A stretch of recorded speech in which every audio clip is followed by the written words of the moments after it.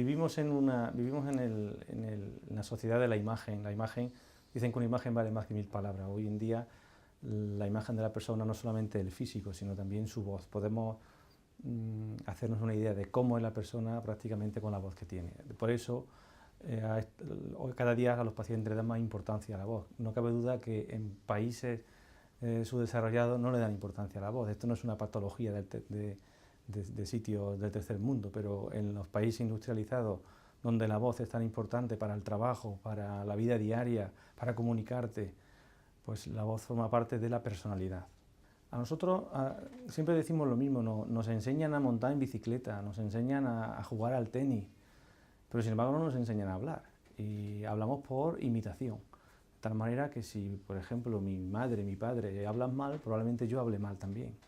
Por eso hay familias que tienen patologías vocales y disfonías que vienen ya, son disfonías familiares. Los estudiantes de magisterio, o los docentes, se quejan también de esto. A ellos les enseñan a informar, pero no les enseñan cómo utilizar su voz. Por ejemplo, nuestro órgano de la voz, que es la laringe, no está preparado para estar hablando más de 50 minutos seguidos. ¿Por qué? Pues porque alteraría ese mecanismo perfecto que es la laringe, esas articulaciones que existen, ese movimiento de las cuerdas vocales, las cuerdas vocales es un músculo, no debe ser un músculo, entonces no podemos estar ejercitándolo permanentemente. Por lo tanto, con respecto a la pregunta de los principales consejos o cómo cuidar la voz, sería evitar el abuso y el exceso de voz.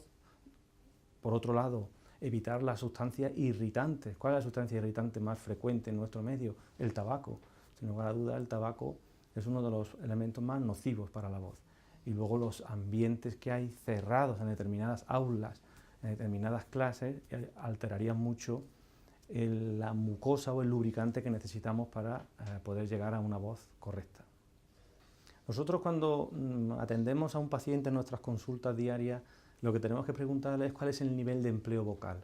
No cabe duda que no es lo mismo una profesión cuya voz no sea importante para llevarla a cabo, por ejemplo, un fontanero o un albañil o, si me apura, incluso un informático. Sus necesidades vocales no son las mismas que, por ejemplo, un docente o un sacerdote o un abogado. El usuario más selecto de voz es el cantante, sobre todo el cantante lírico.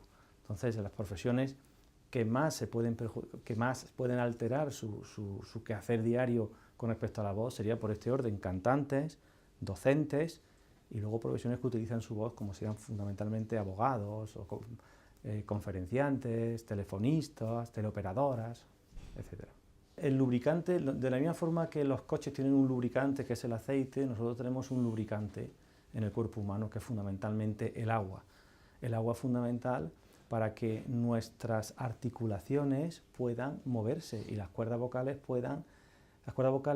como he dicho anteriormente, es un músculo perfecto, pues tienen una película de agua, se llama la mucosa laríngea, que hace que puedan no haber ningún tipo de fricción en estas articulaciones.